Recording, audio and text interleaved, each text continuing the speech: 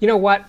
It's true. My name is Steve Guttenberg, and I am the audiophiliac. And today's show, well, it's about striving. It's about striving for perfection, or the best, or greatness, or some combination of those things, right? And the show was inspired by a Facebook post by my friend and recording engineer and mastering engineer, Bob Katz. Now I'm going to put up the quote right now and stop talking. So yeah, trying to make his two mastering suites sound absolutely identical is, for now at least, at the level of technology that we're at, pretty much impossible. Now, if anybody can do it, my friend Bob Katz could. He's got technical chops up the yin-yang. This guy just lives and breathes it, and he has for as long as I've known him, which is close to a half a century. So he's on the case. So anyway, a lot of good comments. I'll link to it, if I can figure out how to do that, the Facebook post. And one of the other commenters was Andrew Jones, now of MoFi.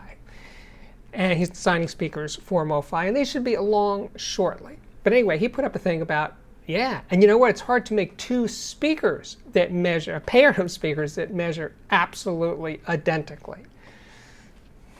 So, but anyway, the reason that it's important for mastering engineers to have the most neutral sounding room possible is because what they're trying to do is almost impossible in and of itself. They're trying to make recordings that can, what the word in the business is, translate. That is, they sound good in a variety of different listening situations, you know, with earbuds, on a plane, in a train, on the bus, whatever, in cars, at the beach, wherever we listen to music. Oh, and also over really nice audio systems, I hope. Sometimes they're thinking about us, but I'm joking around. But yes, that's what the mastering engineer's primary job is to make recordings that sound good in a variety of listening situations.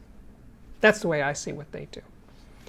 And of course, to please the band and the record company and the producer, etc., etc. But really, that's what they're doing, is trying to make recordings that sound good to pretty much everybody. Oh, before we go any further, speaking of pretty good, yes, there will be an audiophiliac viewer system of the day. Didn't want to forget.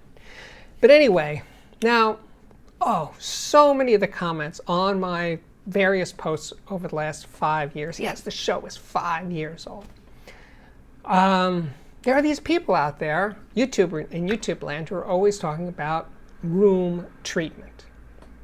Room treatment is definitely a worthwhile consideration if your room really needs room treatment. Now, the room treatment that you see behind me, and people ask me about it all the time, and they're not an advertiser, so I don't mention it all the time, but they are made by a company called GIK Acoustic. They are located in Georgia, and they also have a factory outlet in Europe. Anyway, these are called diffusers. I think they do make a difference, but mostly they're here because they look nice. It's an interesting pattern to have behind my head in these various videos. They do work, but I'm saying the main reason they're here is because they look cool. So it's not an endorsement on my part. Nice people, by the way, really great company. But anyway, so yes, if you have a problem room, you got to do what you got to do to figure out how to make it sound better. But the thing about room treatments like these is you have to have, if your room really sucks, you have to have a lot of these things, like all over your walls. You have to cover a lot of the area of your room, your walls, with room treatment to make it actually do anything. You know, a couple of square feet here and there is not going to change anything, really. You know, the speakers play the room, no doubt about it. And that's the way it works. And so we're hearing a combination of direct sound directly from the speakers, in other words, a straight line from your speakers to your ears, and then the sound bouncing off the floor, bouncing off the walls, bouncing off the ceiling, and just keep going back and forth. That's what reverberation is. And of course, the resonance of your room. So we have to deal with that. We're used to dealing with it. It's part of life as an audiophile. But, what if you completely eliminated the room? And for now, I'm not talking about headphones. No, there is a way of completely eliminating room and still listening to your speakers with none of the room problems. You ready? Write this down. Take them outside, if you can, if you're in a place where you could do that. So if you can get your speakers far enough away from your house that there's no reflections off your house that matter, at least, right? And the only reflection left is the ground, right? So now they are in, relatively speaking, free space, a reflection-free zone, except for the ground. You know what you'll hear? It sounds pretty lame. It sounds pretty tiny and anemic. There's no bass. Even if your speakers are pretty big, they're going to make very little bass, and they're going to sound small and just wimpy and just kind of pathetic, because that's not what they're designed for, right? They're designed to work within rooms of a certain dimensions, domestic inventions. If you took your speakers out of your room and you brought them to a concert hall, and I've tried this, and you play them in a really big space, they sound pretty pathetic. They can't fill a really big room. So yes, audiophile speakers are designed to work in normal living room, home environments. Put them in a really big space where the reflections or the walls are really far away, they're not going to sound very good. So what I'm saying is, this is the reality. We have to make our speakers sound as good as we can. And thinking that all of the problems are because of the room reflections and resonance, well, yeah. But the ways of getting around that in the real world and are useful are, as I've said many times before, and many people have said this, is get closer to your speakers. Okay, so yeah, the real rooms can be a real pain in the ass. I'm not denying that. And I stand by my remark that the closer you get to your speakers, the better they're going to sound, and the less you will hear the room. You'll hear more direct sound from the speakers the closer you are, and you'll hear the room sound will be lower in proportion.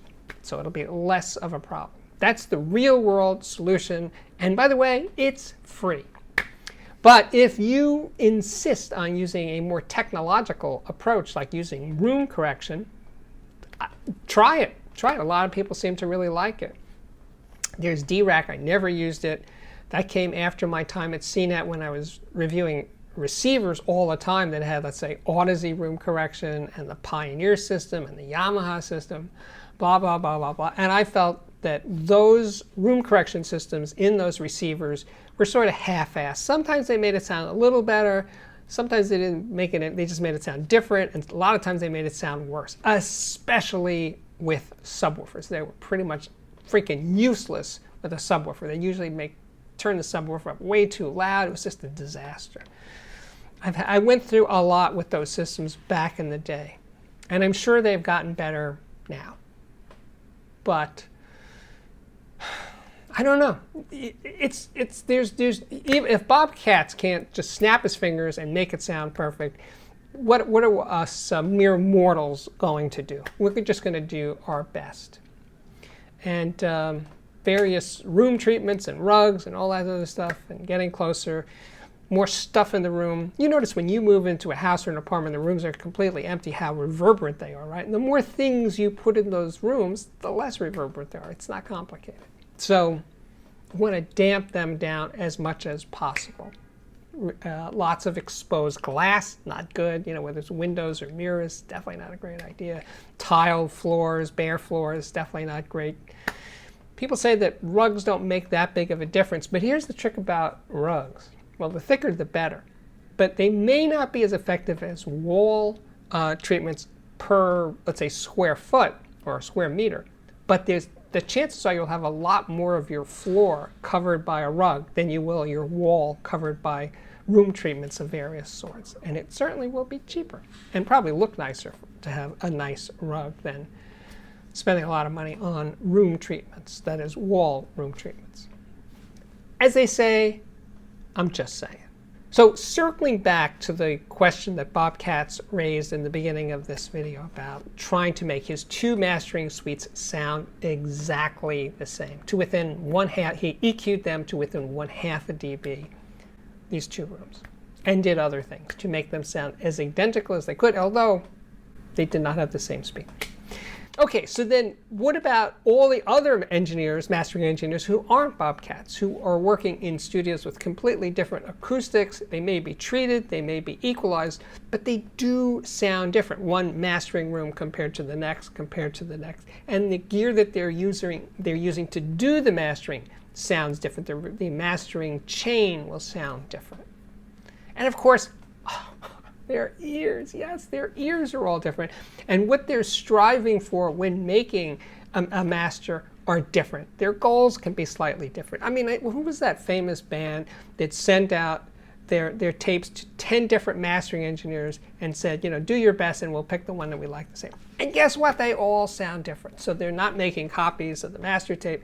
They're all going to bring their own talent and aesthetic to the mastering work they do. So it's kind of a free-for-all, right? At the end of the day, I don't think it's about perfection. I think it's about, here's the obvious, listening to music, getting a pleasing result. This isn't science. This isn't rocket science that they're doing. They're making artistic, aesthetic judgments about the sound of music. It's not quantifiable. You can't put it on a graph. You can't say A is better than B. You can say A sounds better than B to me, you know, subjectively. But in terms of what it is in the end result, it's just about this idea. And I think the mastering engineers, the most successful mastering engineers, the ones that keep getting work, in other words, they're pleasing their clients. They're making recordings that sound good to them and hopefully to the wider world that are supporting this music in whatever ways that people support music in the 21st century. But back to you guys, if your room isn't bugging you, don't start beating yourself up about room treatment. If you have obvious problems in your room, experimenting a bit with rugs or putting, you know, pillows on the wall or blankets or something just to see what it does rather than spend a lot of money on room treatments. You know, a little here, a little tweaking here, a little tweaking there. It's like chicken soup. It couldn't hurt.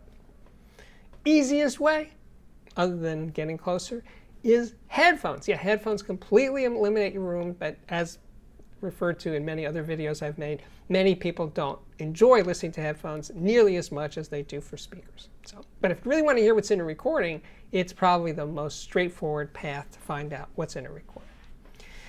And with that, I can say it is now time for the Audiophiliac Viewer System of the Day. Hey, this one comes from Guillaume. He is a French architect whose love for sound and music was ignited after he first heard Bjork's Medulla album on an insane DIY horn system with tacked electronics when he was still a teenager. On to his current system. He has a Thorens TD-166 Mark II turntable with a Grado GT cartridge, Nakamichi 550 two-head portable cassette system, Marantz CD4000 CD player, an Apple Mac Mini for Koba's studio as a media center. Then there's a couple of project components here. DAC Box DS, Bluetooth Box S, and a Tuner Box S. The preamp is a First Watt B1 buffer. Then there's two Project Amp Box SE monoblocks. The phono is a Hegeman Audio Labs Bugle 3. Now the speakers are different. Speakers are special. They are Fostek's P1000 BH back-loaded horn bookshelf speakers with Fostek's FE301EN full-range drivers. For the bottom end, there's a BK Electronics XLS200DF Mark II subwoofer. There's video in this system, an outrageously beautiful Apple 2002 cinema display, that's a 23-inch. And for films, for watching films, he has an Optoma X401 DLP projector. Thanks, Gillum. All right, we are back. My name is Steve Guttenberg. Still 5 years in, the Audiophiliac legend continues. If you like what I'm doing here on the channel, please hit the like button. It is very important to the algorithm. I don't stress that enough. I do say that, but I don't think I stress it enough. It's really, I joke around a lot, but it is really important to the health of my show to have likes. and also subscribe. And if you really want to support the channel, please consider joining my Patreon. The address is on the screen right now. So I think we're good. Thank you so much for watching, and I really, really do hope to see you back here again very, very soon. Bye-bye.